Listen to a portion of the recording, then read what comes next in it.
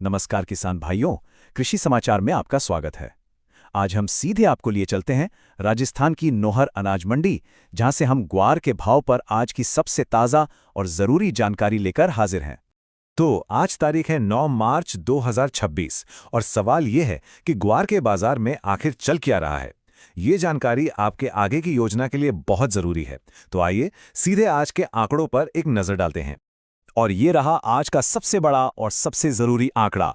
नोहर मंडी में आज ग्वार का जो औसत भाव रहा वो था 5115 रुपए प्रति क्विंटल।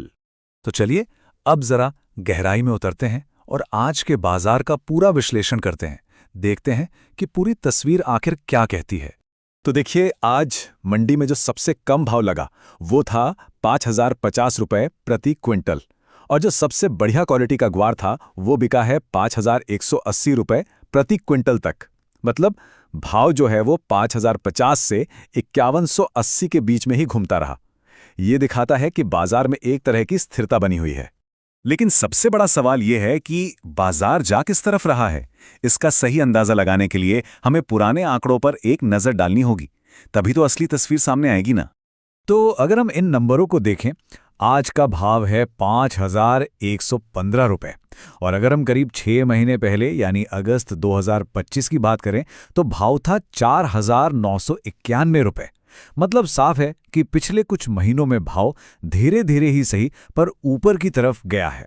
इससे लगता है कि बाजार में या तो मांग बढ़ रही है या फिर माल कमा रहा है, जिससे थोड़ी मजबूती बनी हुई है।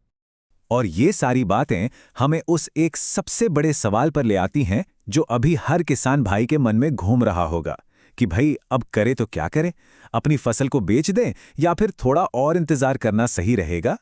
तो इन सभी आंकड़ों को देखकर हमें क्या समझना चाहिए? चलिए अब सीधे चलते हैं हमारी सलाह पर कि आपके लिए क्या फैसला सही रहेगा। देखिए, हमारी सलाह बहुत सीधी और साफ है। पहली बात, अगर पैसों की एकदम से ज़रूरत है तो आप अपनी फसल का कुछ हिस्सा बेच सकते हैं, यह भाव बुरा नहीं है। दूसरी बात, अगर आप थोड़ा रुक सकते हैं तो इंतज़ार करने के बारे में सोच सकते हैं। क्यों?